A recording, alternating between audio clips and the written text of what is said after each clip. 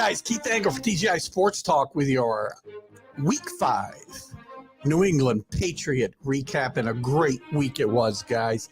I know it was a lowly Detroit Lions, 1-3 coming in, 1-4 going out, but this was statistically the number one offense in the National Football League before this game started. People are going to be inclined to concentrate on the Bailey Zappi part of this narrative, as well they should. He played well yesterday, but there's not a quarterback controversy here yet, so let's not get into that. We'll talk about it a little bit before we're done here today. Bill Belichick doesn't want that. The Patriots have no reason to talk about that right now. If Mac Jones were ready to play tomorrow or this coming Sunday, I'm sure he would play. We'll talk about that a little bit more. But let's concentrate on this 29-0 whitewashing of the Detroit Lions yesterday. Lots of things to take away from this that are really good, and some things that still need to be improved upon. 29-0 is good no matter what league you're playing in, guys. Patriots are now 2-3 with still winnable games coming up here in this next month. Although some of those games look a little tougher than maybe we thought they would be originally. But the defense was tremendous yesterday. Stevenson was tremendous yesterday after N'Keal Harry, good grief. After Harris gets knocked out of the game in the first half, Ramondre Stevenson was all there was the Patriots had in their running game, and he came through with 161 yards rushing, average 6 yards a carry, didn't get in the end zone, had a long of 49 yards. Well done. The offensive line, much better, much improved, both in the running game, triggering this 161-yard outburst from Stevenson, but also protecting Bailey Zappi, who was untouched yesterday.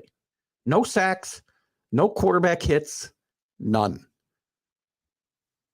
Now, Zappi could have been a little better. He completed 17 to 21. You're not going to do a whole lot better than that. He did average 9 yards an attempt, which is really pretty good, especially compared to where the Patriots have been up until this point this year. He did throw a touchdown pass to Jacoby Myers, who had a tremendous day as well. 7 catches, 111 yards. And that touchdown, as I mentioned. But Zappi did fumble the ball once, did turn it over on an interception once, so you got to take a little bit better care of the football. But he wasn't asked to do anything. And again, the game got away from the Lions, so Patriots didn't have to ask Bailey to do anything more than manage this game. And he did it efficiently. So I'm very happy with the results there. How can you not be? The offense in general was workmanlike. 364 yards offense. Stalled inside the red zone again. This has been a horrific season so far for the Patriots as far as scoring touchdowns inside the red zone. Twice yesterday. They crossed midfield a bunch of times. 5 field goals for Nick Folk. 1 touchdown for the offense. Okay? Again, very efficient work by Zappi. Great running by Ramondre. But you got to put the ball in the end zone more than one time.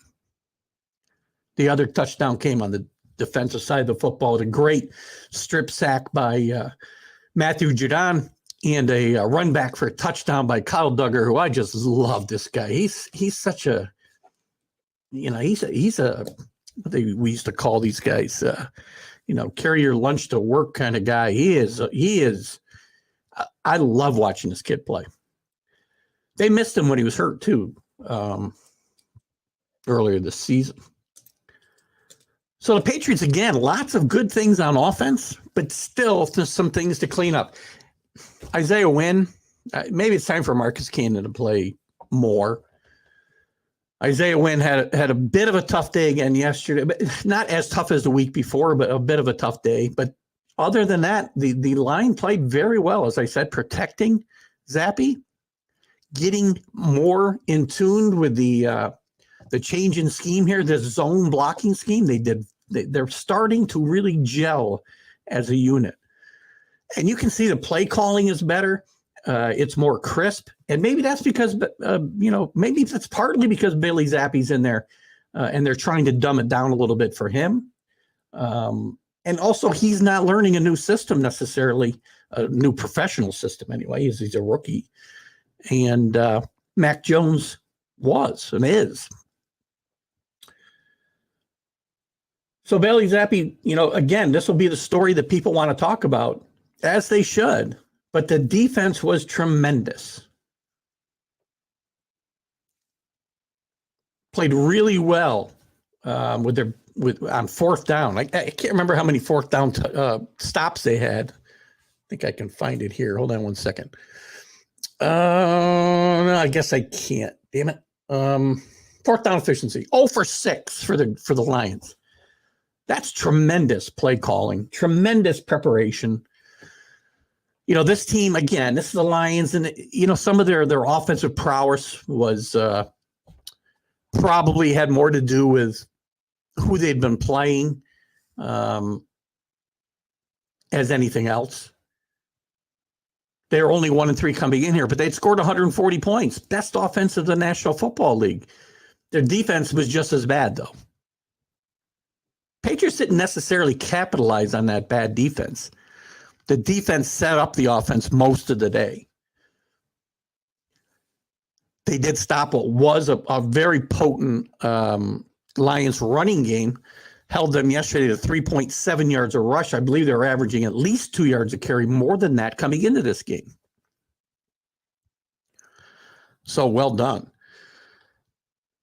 Again, the Patriots' red zone troubles, they stopped the Lions 3 times in the red zone themselves, but they did not get in the end zone either. 0 for 4 in the red zone again yesterday as far as touchdowns. 5 field goals, as I said, from Nick Folk, who continues to streak his way through this season. One other downside on the offense, while Kendrick Bourne was in for more plays than he has been, only 1 touch yesterday. I don't think he was targeted I don't think he was targeted at all in the passing game, and he had 1 rush for, I think, 1 yard.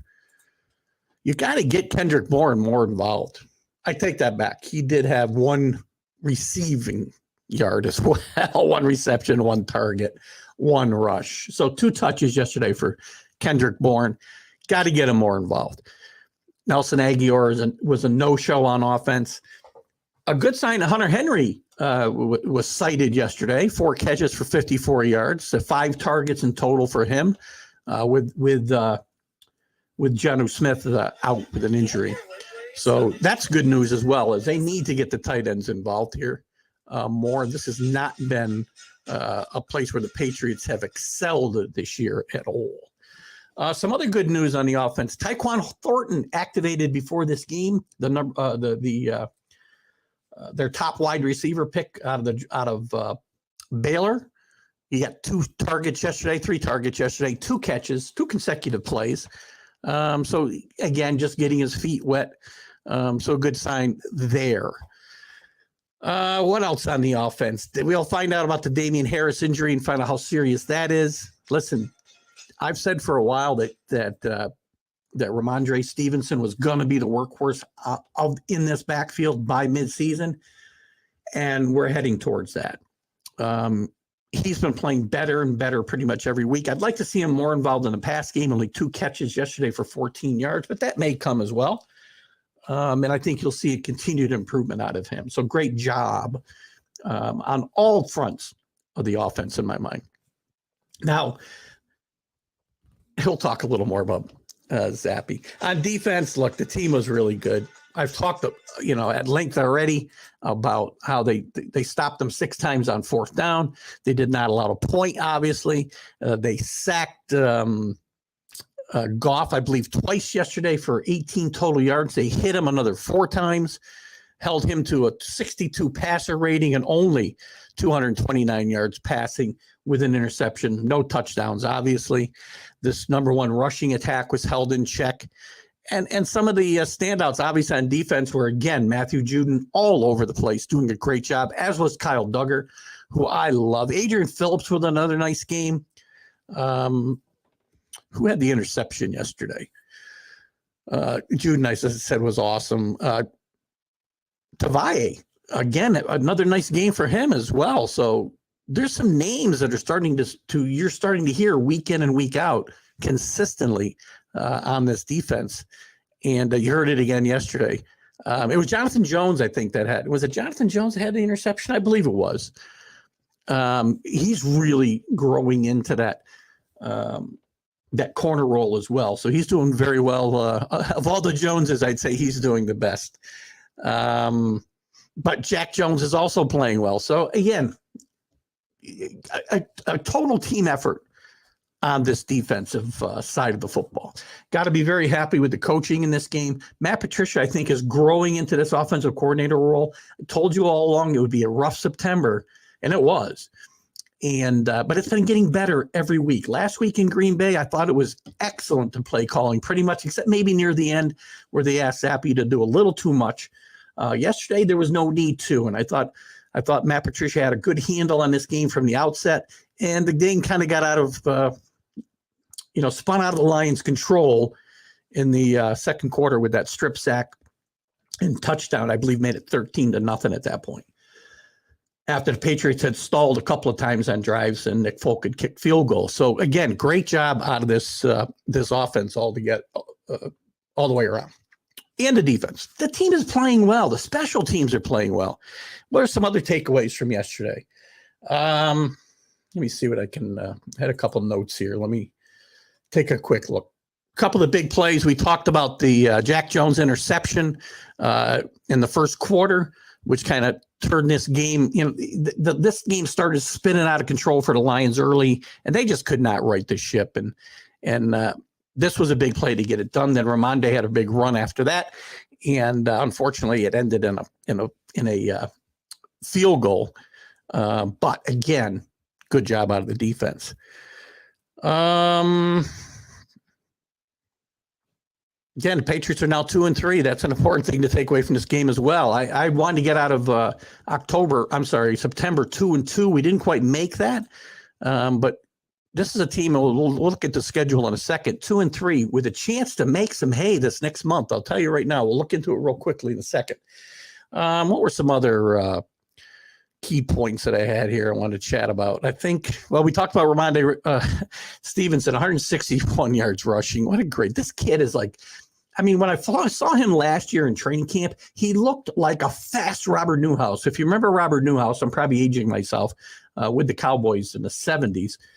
Thighs bigger than my entire waist, which is a pretty good size right now, by the way. And that's what he looked like in training camp, but he slimmed down during the regular season last year, got even faster, and retained that kind of bull in a china shop, that bowling ball attitude. He's bouncing off of guys right and left. He runs guys over. Tremendous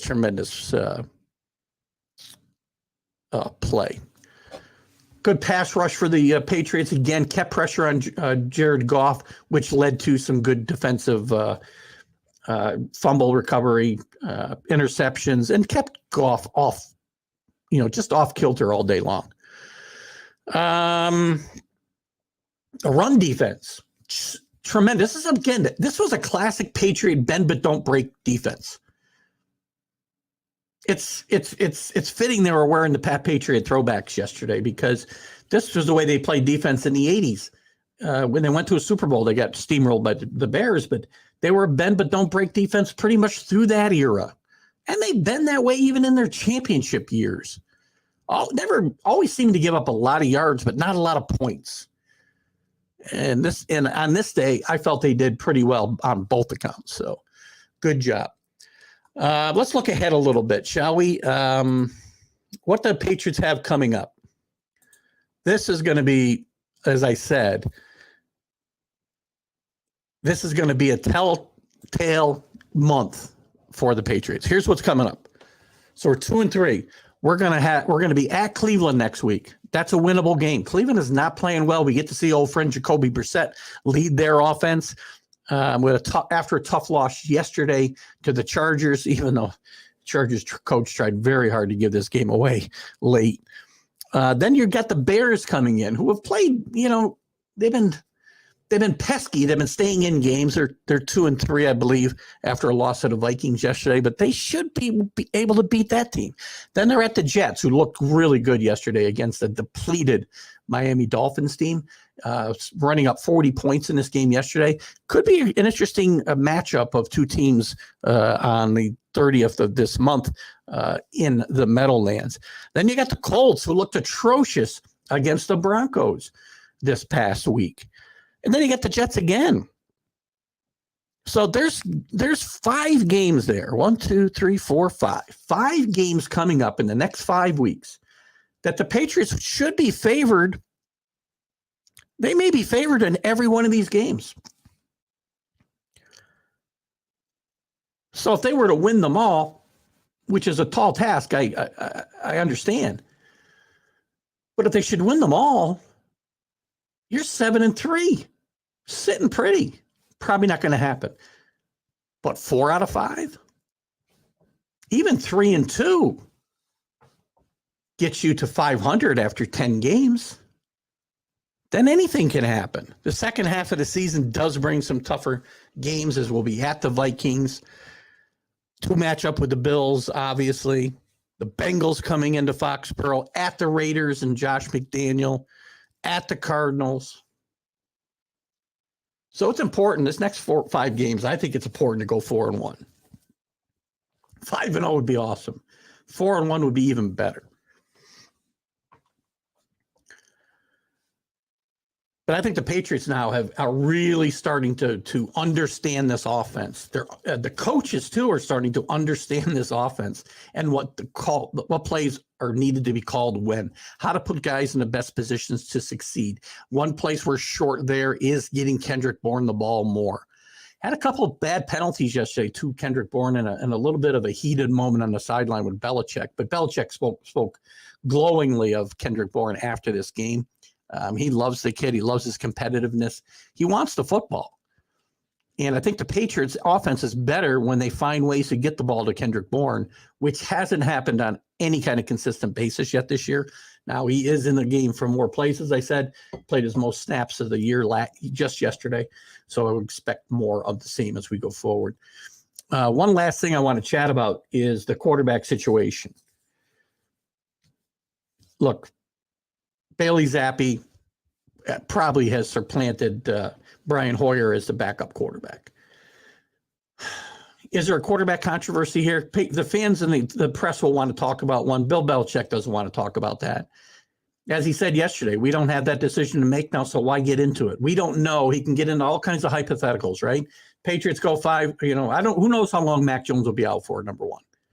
Very little information. He's been scratched late the last 2 weeks, but that doesn't mean anything. I don't think he was going to, with a high ankle sprain, you're not ready to play in 2 weeks. If he's ready to play next week, I'd be shocked. Now, if he was ready to play next week, I think Mac Jones is your quarterback. And again, like Bill Belichick said, we can look at all kinds of scenarios. And you'll make the decisions that you got to make when they present themselves. So, it's going to be the health of the quarterbacks. And anything could happen to derail this conversation anyway.